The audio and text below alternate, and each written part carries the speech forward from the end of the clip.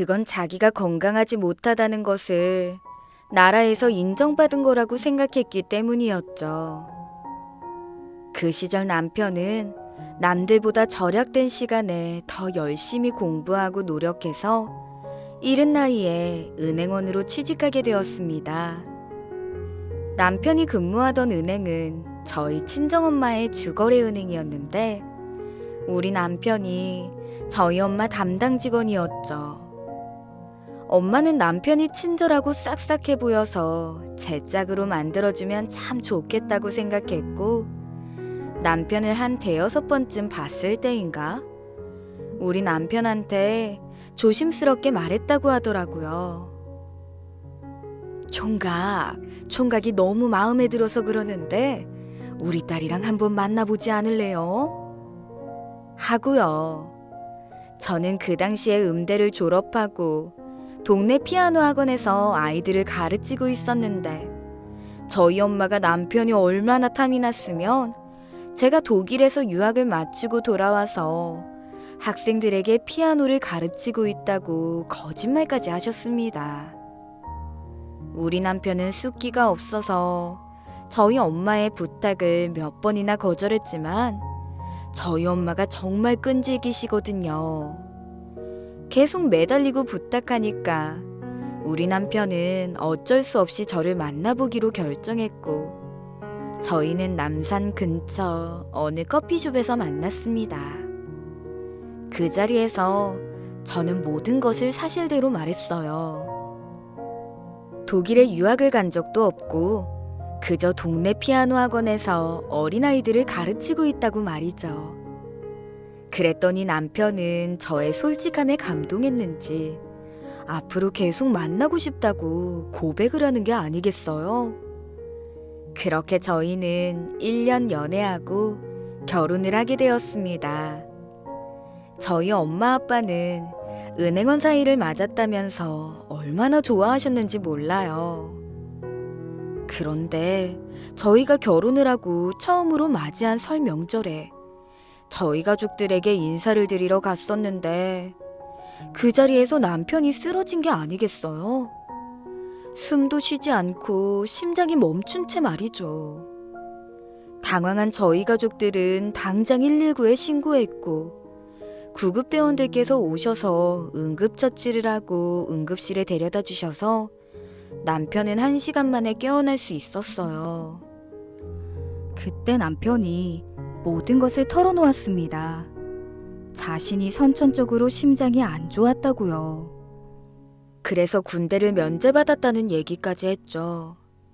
결혼 전에는 전혀 내색하지 않았기 때문에 저희 가족들은 너무 놀랐고 저희 아빠는 온 가족이 모이는 명절에 초상 치를 뻔했다면서 10년 감수하셨어요. 저는 앞으로 남편의 건강을 챙기기 위해 더 열심히 노력해야겠다고 생각했습니다. 그러면 점점 좋아질 거라고 생각했죠. 저희가 결혼한 지 3년 만에 아들이 태어났고 저는 예쁜 딸을 하나 더 낳고 싶었는데 남편이 아들 하나만 제대로 키우자고 말하더라고요. 아무래도 자식 둘을 키울 자신이 없다는 겁니다. 저는 그 말에 조금 실망하기도 했지만 아무래도 자기 몸이 성치 않으니까 부담되나 싶어서 저는 더는 강요하지 않았죠. 그리고 우리는 하나뿐인 아들에게 모든 사랑을 쏟아부었습니다. 그때 남편이 은행에서 차장으로 승진했기 때문에 연봉도 더 높아졌고 그 덕분에 우리 아들은 남부러울 것 없이 잘할 수 있었어요. 우리 아들이 공부를 그다지 잘하진 못해서 지방에 있는 4년제 대학 경영학과에 들어가게 됐는데 아무래도 문과생들은 영어가 기본이라기에 캐나다로 1년 동안 어학연수를 보내주기도 했죠. 아들이 혹시라도 경쟁에서 밀리게 될까 걱정이 돼서 온 가족이 허리띠를 졸라매면서 보내준 거였어요. 그리고 1년 만에 아들이 캐나다에서 돌아왔는데 아들은 혼자가 아니었습니다. 그곳에서 애인을 만났고 한국으로 같이 돌아왔더라고요. 우리 아들보다 4살 어린 여자애였는데 아버지가 대기업에 다니시고 캐나다의 주재원으로 머물게 돼서 온 가족이 3년 동안 캐나다에서 살았다고 했습니다. 아이가 생긴 것도 참하고 행실도 바르고 집안도 괜찮은 것 같아서 저는 너무 마음에 들었어요. 우리 아들이랑 예쁘게 사귀다가 결혼했으면 참 좋겠다고 생각했죠.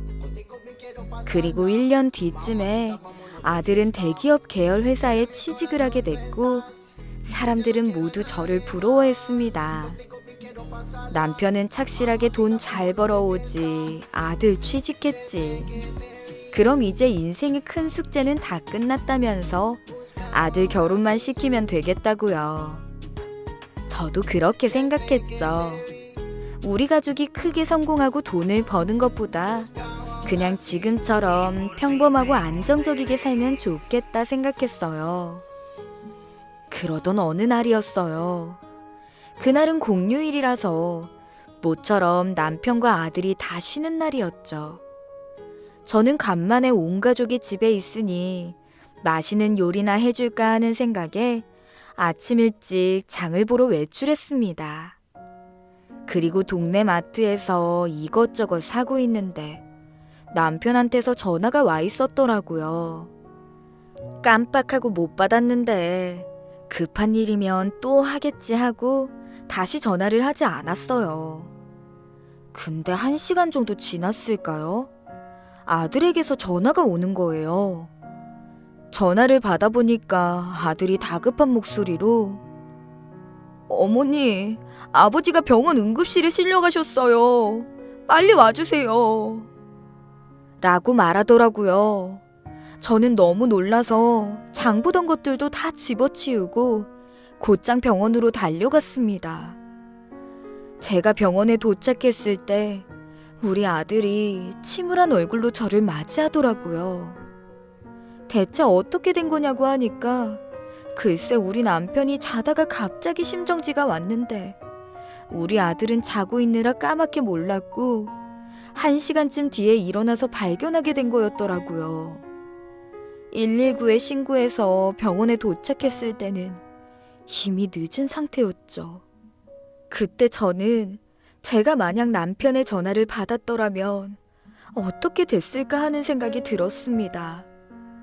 남편의 심장이 멎는 동안 저와 아들은 아무것도 모르고 있었다는 그 죄책감은 이루 말할 수 없을 정도였어요. 그 뒤로 남편은 깨어나지 못했고 결국 식물인간이 되어서 요양원에 입원하게 되었습니다. 그러면서 저희 집 형편은 급격하게 안 좋아졌죠. 그동안 모아놨던 돈을 남편의 입원비, 간병비, 치료비로 쏟아 부어야 했거든요. 아들은 자기도 병원비를 보태겠다고 했지만 저는 절대 안 된다고 했습니다. 그때 저희 아들은 캐나다에서 만난 애인과 결혼 준비를 하고 있었거든요. 부모가 돼가지고 결혼 자금은 못 대줄 망정 병원비까지 달라고 할 수는 없는 노릇이지 않습니까? 남편이 쓰러진 지 1년 정도 지났을까요? 더 이상 병원비를 낼 수 있는 형편이 안 돼서 저는 결국 남편을 퇴원시키고 집에서 간병하게 되었습니다. 그런데 간병이라는 것이 사람의 길을 다 빨아들이는 일이더라고요. 의식 없는 남편을 돌보는 하루하루가 너무 고되고 힘들었죠. 그러는 동안 저는 제 자신을 완전히 잃어가게 되었고 저를 위해서 맛있는 것을 먹거나 화장품을 사거나 옷을 사는 일이 없었어요. 우리 아들도 점점 웃음을 잃어갔고요. 우리 남편은 그렇게 1년 동안 누워있다가 어느 날 갑자기 감기에 걸려 허망하게 떠나버렸습니다. 우리 같은 보통 사람들에게는 잠시 앓고 지나가는 병이지만 환자들에게는 치명적인 병이라는 것을 그때 알게 되었어요. 이 모든 것이 저 때문에 일어난 일 같아서 견딜 수 없을 만큼 괴로웠죠. 불행인지 다행인지 생전에 남편이 사망보험금을 들어놓은 게 있었는데요. 제 앞으로 사망보험금이 적지 않게 나왔습니다. 저는 이것이 남편이 저와 아들에게 남겨준 선물이라고 생각했고 그 돈으로 아들 신혼집 차리는데 보태주기로 했어요. 아들은 이게 어떤 돈인데 절대 받을 수 없다고 했지만 저는 아들 부부를 위해서 왕십리 쪽에 작은 아파트를 얻어줬습니다. 그리고 3달쯤 지나서 아들 부부가 결혼식을 올리게 되었어요. 그런데 우리 아들이 제가 혼자 사는 게 걱정됐는지 며느리에게 당분간만 저와 같이 살자고 부탁했더라고요. 여보, 정말 미안한데 나 아무래도 엄마 혼자 사는 게 너무 마음에 걸려서 우리 엄마 모시고 살아도 될까? 당연히 그래야지 여보. 안 그래도 나도 어머님 혼자 계시는 게 마음에 걸렸어. 저는 며느리에게 너무 미안해서 그럴 필요 없다고 한사코 거절했지만 아들보다 며느리가 더 고집을 부리는 바람에 결국 함께 살게 되었습니다.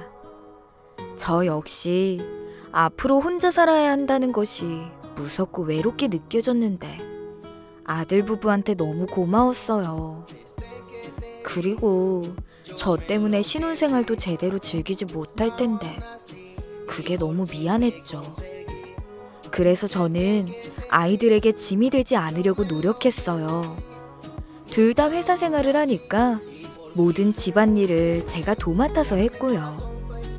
아이들이 제 걱정하지 않도록 밝고 좋은 모습만 보여주려고 노력했습니다.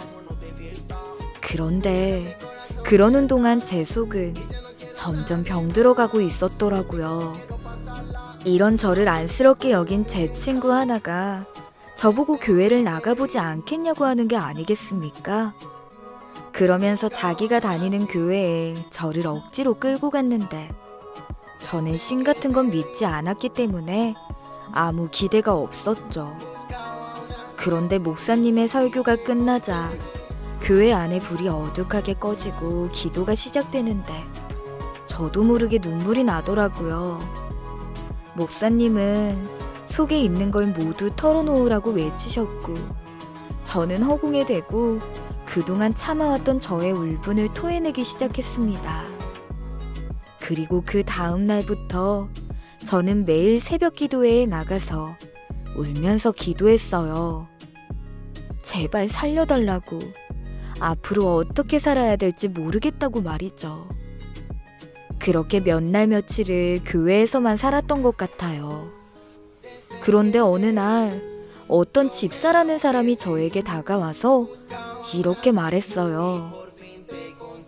자매님, 제가 자매님의 기도를 우연히 듣게 됐는데 저랑 같은 아픔이 있으시네요. 하면서 앞으로 저를 위해서 기도할 테니까 같이 이겨내자고 하더라고요. 그때 저는 누군가 저와 같은 아픔이 있고 저를 위해서 기도해 준다는 게 너무 고맙고 든든하게 느껴졌습니다. 그 뒤로 그 집사님과 새벽 기도를 같이 다니면서 할 이야기 못할 이야기 다 하면서 가까워졌는데 갑자기 그 집사님이 자기랑 같이 등산 동호회에 나가보지 않겠냐고 하는 거예요. 처음엔 거절을 했는데 집사님이 사람은 몸을 움직여야 기분이 전환된다면서 억지로 저를 끌고 가는 겁니다. 등산 모임은 매주 토요일마다 있었고 한 번 모일 때 거의 20명 가까이 모이더라고요. 동호회 사람들은 처음 온 제가 어색하지 않도록 반갑게 맞아주고 친절하게 대해줬는데 너무 기분이 좋았습니다.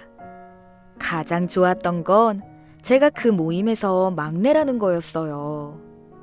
나이 60에 어디 가서 막내 취급받을 줄은 꿈에도 몰랐는데 말이죠. 근데 그 모임에 계신 분들 중 어떤 남자분께서 자꾸 저한테 꼬마라고 부르면서 장난을 치시는 거예요. 처음엔 민망해서 혼났는데 갑자기 대학 시절로 돌아간 것 같았고 젊어진 기분이 들었습니다. 그분은 나이가 60대 후반으로 동호회에서 제일 큰 형님이라고 했는데 전혀 그렇게 보이지 않았고 40, 50대라고 해도 믿을 정도였어요. 게다가 돈 씀씀이도 크셔서 항상 외제차를 끌고 나오시고 등산이 끝나고 회식을 할 때 그분이 거하게 쏘는 일도 덜어 있었죠. 그래서 다들 그분을 큰형님이라고 부르면서 잘 따르더라고요. 물론 저도 그분이 좋았습니다. 사실 그분 때문에 동호회에 더 열심히 나가게 된 것 같기도 하죠. 그런데 어느 날 저를 동호회로 이끌어준 집사님이 말해줬는데 그분이 강남에 상가를 몇 채나 갖고 있고 아파트도 10채 넘게 갖고 있는 임대 사업가라고 하는 겁니다. 그냥 앉아만 있어도 돈이 저절로 들어오는 사람들이 있잖아요. 그분이 바로 그런 사람이었던 거죠. 어쩐지 돈을 그렇게 잘 쓰는 이유가 있었구나 싶더라고요. 근데 그 집사님 말로는 그분이 저를 마음에 들어하는 것 같다고 그분을 꽉 잡으라는 겁니다. 그 말을 듣는데 어찌나 낯뜨겁던지. 게다가 그렇게 완벽한 사람이 뭐가 아쉬워서 나를 좋아하겠냐고 했더니 알고 보니 그분도 얼마 전에 부인이 젊은 남자와 바람이 나서 이혼을 하셨다고 하더라고요. 보기보다 상처가 많고 여린 사람이라면서 저한테 그분과 잘해보라고 부추기셨죠. 그 말을 듣고 나서부터 그러면 안 되는데 제 마음이 설레기 시작했어요. 동호회 나가는 날이 더 기다려지게 되었습니다. 그리고 저도 모르게 재미있는 TV 프로그램을 보면서 웃기도 했죠. 제가 웃는 모습을 보면서 아들은 많이 놀라더라고요. 항상 울거나 침울해 있는 모습만 봐왔으니 말입니다. 그러다가 결정적으로 아들 부부한테 들킬 뻔한 적이 있었어요.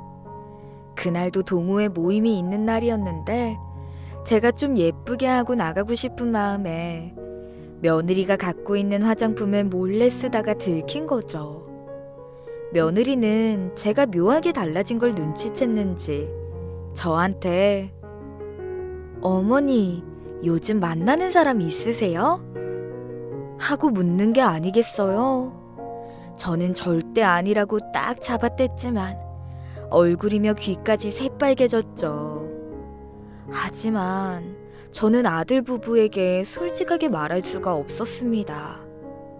이 나이에 누구를 좋아한다는 게 주책 맞아 보이고 무엇보다 남편한테 너무 미안했거든요. 사실 제가 바람을 피우는 것도 아니고 문제될 건 없었지만 남편이 떠난 지 2년밖에 되지 않아서 죄책감이 들었죠. 제가 이런 고민을 하는 걸 아는지 모르는지 그분은 저에게 점점 더 적극적으로 다가오기 시작했어요. 어느 날은 평일에 연락이 와서 모임이 있는 날도 아닌데 식사를 하자고 하는 겁니다. 저는 그냥 친구랑 밥 한 끼 먹는다고 생각하고 가벼운 마음으로 나갔죠. 그분과 한 식당에서 만나 밥을 먹으면서 저희는 이런저런 이야기를 하는데 웃음이 떠나질 않았어요. 그분은 알면 알수록 배려심 깊고 따뜻한 사람인 것 같았죠. 식사를 다 하고 커피숍으로 이동했는데 제가 마음이 열렸는지 그동안 저에게 있었던 일들을 모두 털어놓게 됐습니다. 제 이야기를 듣고 그분은 조용히 눈물을 흘리셨죠. 그렇게 세 보였던 사람이 저보다도 더 산전수전 겪었을 사람이 저랑 같이 울어주고 있다는 게 저는 너무 고맙더라고요. 그리고 커피숍을 나와 그분은 저에게 남편의 산소에 같이 가자고 했습니다. 우리 남편에게 꼭 할 말이 있다면서 말이에요. 그리고 저희는 남편이 잠들어 있는 곳으로 향했습니다. 남편의 산소 앞에서 고개를 숙인 그분은 앞으로 내가 이 여자를 행복하게 해주겠다면서 걱정 말고 편히 쉬라고 말했어요. 그 모습을 보면서 저는 이 사람이 나를 정말 사랑하고 있구나 생각했고, 우리 두 사람은 연애를 시작하게 됐습니다. 그런데 어느 날 그분이 저에게 뭔가 보여줄 게 있다면서 저를 어디론가 데려가셨어요. 저희가 도착한 곳은 반포시내 한복판에 있는 공사 현장이었는데, 제가 왜 여기로 데려온 건지 물었더니 그분께서 여기에 10층짜리 건물을 짓고 있는데 1층에서 가장 좋은 자리를 저한테 내주겠다는 겁니다. 그러면서 다시 일을 해볼 생각이 있으면 보증금 1억만 받고 들어올 수 있게 해주겠다고요. 그때 저도 마침 일을 하고 싶었고 남편 사망보험금도 조금 남아있어서 작은 카페 같은 거 하나 차리면 좋겠다고 생각하고 있었는데, 보증금 1억으로 반포에 가게를 차릴 수 있다면 정말 좋은 기회잖아요. 그래서 저는 그분의 제안을 덥석 받아들였고, 앞으로 저도 일을 할 수 있다는 기대로 마음이 벅찼답니다. 그러던 어느 날이었습니다. 우리 아들 며느리가 결혼한 지 3년째 되는 결혼기념일이었는데, 애들이 2박 3일 동안 삼척으로 여행을 떠날 준비를 하더라고요. 근데 자기들끼리만 가도 되는 걸 저까지 같이 가자는 겁니다. 아이들이 저를 생각해주는 마음은 고맙지만 제가 어떻게 그 자리에 낄 수가 있겠습니까? 그래서 저는 그냥 집에 있을 테니 둘이서 재밌게 다녀오라고 말했죠. 제가 안 간다고 하니까 1박 2일만 짧게 다녀오겠다면서 아이들은 여행을 떠났고 저는 집에 혼자 남았습니다. 오랜만에 집에 혼자 있게 되니 뭘 해야 할지 몰랐어요. 그러다가 문득 그분을 집으로 초대할까 생각하게 됐죠. 그동안 그분이 저를 챙겨준 것도 고맙고 덕분에 카페도 차리게 될 텐데 고마움의 표시를 하고 싶었어요. 무엇보다 그분도 아내와 이혼하고 오랫동안 챙겨주는 사람 없이 외로웠을 거란 생각에 그분께 맛있는 집밥을 차려줘야겠다고 생각했죠. 저는 코다리찜, 잡채 등등 진수성찬을 차려놓고 그분을 기다렸고, 저녁 시간이 됐을 때 그분이 저희 집으로 왔어요. 그분은 초대해줘서 고맙다면서 제가 차린 음식들을 남김없이 다 먹어줬습니다. 식사를 마치고 소파에 앉아서 TV를 보는데 그분이 음식 차리느라 고생 많았다면서 안마를 해주는 거예요. 제 팔이랑 어깨를 주물러 주는데 얼마나 다정하던지 이런 게 행복이구나 생각했죠. 그런데 그때 느닷없이 저희 집 초인종이 울리는 겁니다. 아들과 며느리가 여행을 안 가고 돌아왔지 뭡니까. 저는 너무 놀라서 그분과 거실 커튼 뒤로 황급히 숨어버렸어요. 그리고 아들과 며느리가 들어왔는데 우리 며느리가 어머님만 혼자 두고 우리끼리 여행을 갈 순 없지 라고 하는 거예요. 근데 집에 아무도 없자 둘 다 당황하는 기색이었죠. 그러면서 온 집안을 뒤지면서 저를 찾기 시작하는데 그때 며느리가 커튼 밑으로 삐져나와 있는 저와 그분의 발을 보고 깜짝 놀라 소리를 지르더라고요. 저는 밖으로 나가 이 상황을 설명해야 했죠. 애들아, 나 여기 있다 하면서 나가자 아이들은 금방 진정이 됐는데 뒤따라서 나온 그분의 얼굴을 보고 우리 며느리의 눈이 희번뜩 돌아가는 겁니다. 그러더니 망설임 없이 그분의 멱살을 잡아채는 게 아니겠습니까? 그분은 얼굴이 새파랗게 질려서 필사적으로 도망가려 했고요. 우리 며느리는 그분의 머리채를 잡고 바닥에 내동댕이 쳐서는 미친 듯이 욕을 했습니다. 정말 착하고 예의 바른 아이였는데 아빠뻘 되는 사람을 인정사정 없이 패대기 치는 걸 보고 저와 아들은 너무 놀랐죠. 그렇게 둘이 한참 몸싸움을 벌이더니 우리 아들이 며느리를 겨우 진정시켜서 멈추게 됐는데 며느리가 한 말은 충격 그 자체였어요. 이 인간은 우리 엄마한테 돈 뜯어먹고 도망간 사기꾼이에요. 당장 감옥에 쳐넣어야 돼요. 이 말에 그분은 달리 부인하지 못하고 고개를 숙이셨고 저는 믿을 수가 없었어요. 알고 봤더니 그분은 어느 댄스 동호회에서 우리 사돈 어르신을 만나게 됐는데 그분이 서초동에 있는 상가에 좋은 자리를 내주겠다며 계약금 5천만 원을 받아먹고 도망갔다고 하더라고요. 사돈 어르신이 경찰에 신고하려고 보니까 이 남자한테 사기당한 사람이 한둘이 아니었고요. 더 충격적이었던 것은 저를 그분과 엮어주려고 했던 그 집사님이 그분의 아내라는 사실이었죠. 그 바닥에서는 이미 유명한 부부 사기단이었고 저는 아무것도 모른 채 사기꾼 부부에게 1억을 갖다 바칠 뻔했답니다. 지금 생각해보면 그때 우리 아들과 며느리가 여행에서 돌아와서 그 사기꾼을 발견한 건 하늘이 저를 도우신 거라고 생각해요. 안 그랬으면 그날 밤 그 사기꾼과 저는 만리장성을 쌓고도 남았을 텐데 생각만 해도 아찔합니다. 결국 저희는 그 부부 사기단을 끌고 경찰서로 달려갔습니다. 두 사람은 저와 며느리 앞에 무릎 꿇고 싹싹 빌면서 제발 한 번만 살려달라고 선처해달라고 했지만 저희는 받아주지 않았어요.